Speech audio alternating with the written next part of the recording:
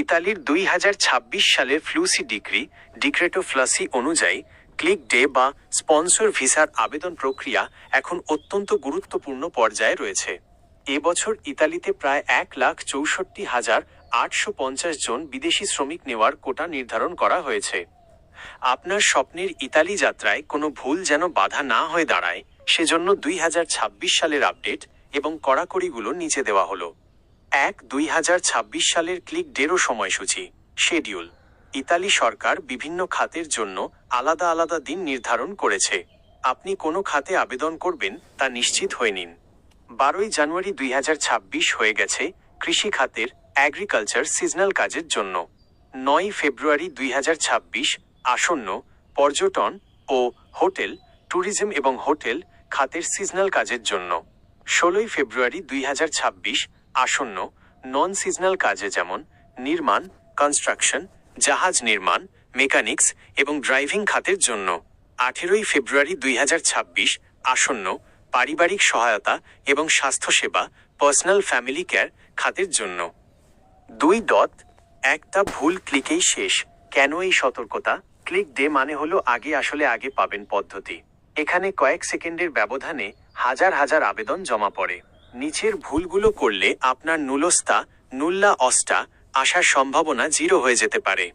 তথ্য ভুল, data mismatch, পাসপোর্টের নামের সাথে স্পেলিং ভুল বা ভুল পাসপোর্ট নম্বর দিলে আবেদন বাতিল হবে। ক্যাটাগরি ভুল, সিজনাল কাজের জন্য নন সিজনাল ফর্মে আবেদন করলে তা গ্রহণ করা হবে না। ডকুমেন্ট সাইজ ও ফরম্যাট, আপলোড করা ডকুমেন্টস PDF যদি 2 মেগাবাইটের বেশি হয় বা অস্পষ্ট হয় তবে সিস্টেম তা রিজেক্ট করতে পারে। একই নিয়োগকর্তার একাধিক আবেদন, একজন নিয়োগকর্তা বা কোম্পানি যদি তার ক্ষমতার চেয়ে বেশি আবেদন করে তবে সবগুলোই বাতিল হতে পারে। 3. ইতালির নতুন কড়াকড়ি অ্যালার্ট। 2026 সালে ইতালি সরকার জালিয়াতি রোধে কিছু নতুন নিয়ম করেছে। শ্রমিক পরিবর্তন। ইতালিতে যাওয়ার পর প্রথম 12 মাস আপনাকে সেই একই নিয়োগকর্তার অধীনে কাজ করতে হবে যার মাধ্যমে আপনি গেছেন। অন্যথায় আপনার স্টে পারমিট বিপদে পড়তে পারে। প্রাক যাচাই CPI ভেরিফিকেশন। নিয়োগকর্তাকে আগে প্রমাণ করতে হয় যে তিনি ইতালির ভেতরে কোনো স্থানীয় লোক পাননি, এরপরই তিনি আপনাকে আনতে পারবেন। 4. আপনার করণীয়। 1. নিয়োগকর্তার সাথে যোগাযোগ। আপনার স্পন্সর বা মালিকের SPID ডিজিটাল ID সক্রিয় আছে কি না এবং তিনি অভিজ্ঞ কাউকে দিয়ে আবেদন করাচ্ছেন কি না তা নিশ্চিত করুন। 2. রিসিট কপি সংগ্রহ। আবেদন করার পর সিস্টেম থেকে একটি ডিজিটাল রিসিপ্ট জেনারেট হয়, সেটি আপনার কাছে প্রমাণ হিসেবে রাখুন। 3. দালাল থেকে সাবধান। অনেকেই ভুয়া নুলস্তা বা এডিট করা কাগজ দিয়ে টাকা হাতিয়ে নেয়। QR কোড স্ক্যান করে কাগজের সত্যতা যাচাই করে নিন।